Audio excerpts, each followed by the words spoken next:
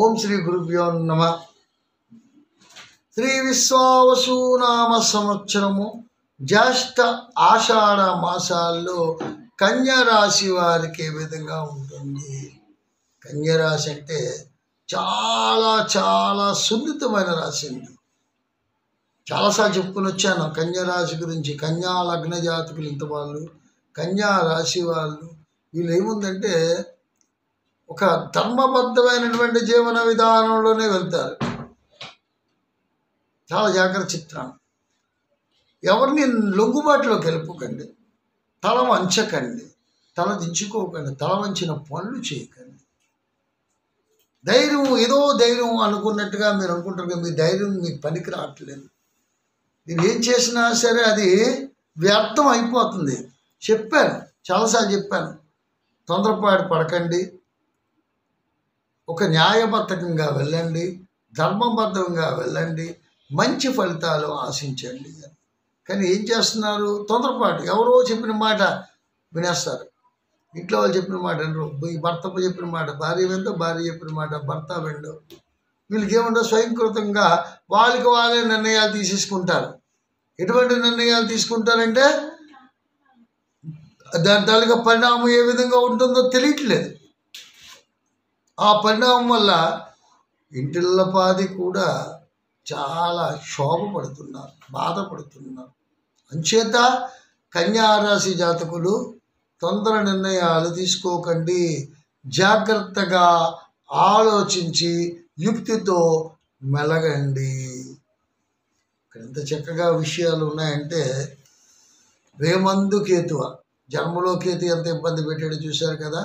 వేమందుకు వచ్చాడు అంటే శత్రువు అంత వేగం వదలలేదు, నీడలాగా వెంటాడుతున్నాడు. పక్కన నీడ ఎప్పుడు పోతుంది?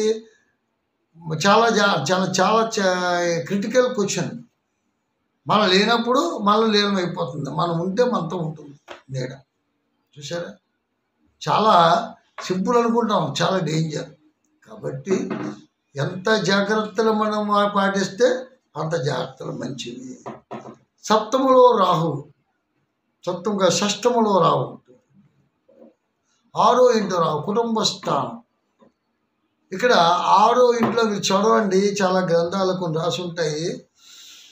6వ ఇంట్లో రాహు సర్పగండము అనేసి ఒకటి ఉంటుంది. దాంతోపాటు ఇంకోటి రాసి ఉంటుంది, ఫుడ్ పాయిజన్. అంటే మనం ఏదైనా సరే అజీర్ణ శక్తి, అజీర్ణం వల్ల ఇంకో రకంగా వాంతులు అవ్వడం కానీ, లేకపోతే ఇంకో రకంగా ఇది అవ్వడం కానీ, ఆఖరి కనుకోవడం కానీ హాస్పిటల్ పాలవ్వడం కూడా జరుగుతుంది అనేసి జాగ్రత్త.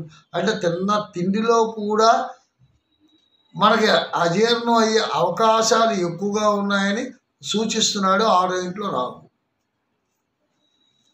ఎంత చక్క 6వ ఇంటి కుటుంబ స్థానం చాలా గొప్పది, గొప్ప స్థానం. ఈ కుటుంబ స్థానం ఎవరిదండి?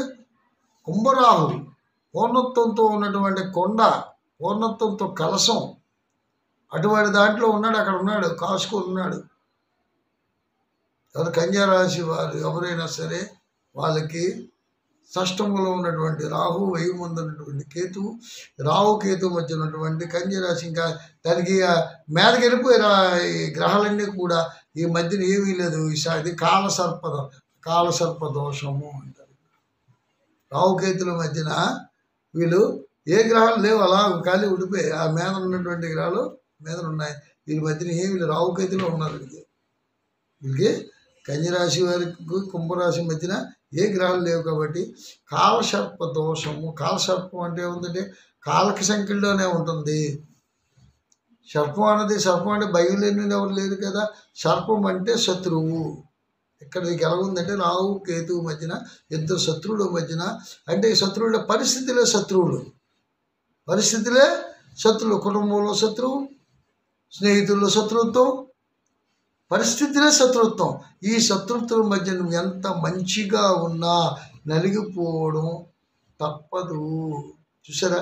ఎంత ప్రేమగా, వినయంగా, ఆదర్శంగా ఉన్నా సరే మనల్ని కించపరుస్తూనే ఉంటారు, ఏదో మాట ఆడుతూనే ఉంటారు. చాలా జాగ్రత్తగా మన కన్యా రాశి నేను చాలా జాగ్రత్తగా బ్యాలెన్స్, మంచి రాశి, చాలా సున్నితమైన రాశి, అందమైన రాశి.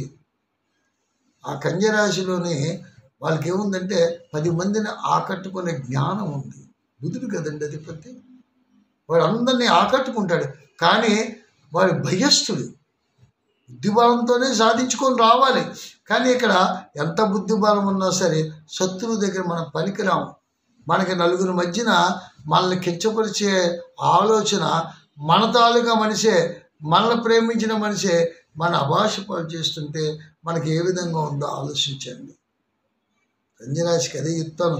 కన్యరాశి వారికి సుబ్రహ్మణ్యేశ్వర స్వామిని ఆరాధించండి, మీకు అన్ని శుభఫలితాలు ఉంటాయి. ఎన్నోసార్లు చెప్పుకొని వస్తున్నాను. సుబ్రహ్మణ్యేశ్వర స్వామిని ఆరాధించండి, సుబ్రహ్మణ్యేశ్వర స్వామిని ఆరాధించండి. సుబ్రహ్మణ్యేశ్వర స్వామిని ఆరాధించకపోతే అవన్నీ చేయాలి. శివనామస్మరణ చేయించండి, లేదా ఆంజనేయం మహావీరం బ్రహ్మ విష్ణుం శివాత్మం తరుణాత్కర ప్రభో శాంతం రామదూతం నమామి. ఆంజనేయ స్వామిని ఆరాధించండి. ఆంజనేయుడు స్థిరవారం పూట ఆంజనేయ స్వామిని ఆరాధించండి, మంగళవారం కాదు. మంగళవారం పూజను ఆరాధించండి, స్థిరవారం నాడు శనివారం ఆంజనేయ స్వామిని ఆరాధించండి. ఎటువంటి దోషాలున్నా, అష్టగ్రహ దోషాలు ఉన్నా అవి పూర్తిగా మిమ్మల్ని దాటి నుంచి రక్షింపబడతారు అని చెప్పి మళ్ళీ మరి ఎపిసోడ్తో ముందుకు వస్తాను. అంతవరకు సెలవు. ఓం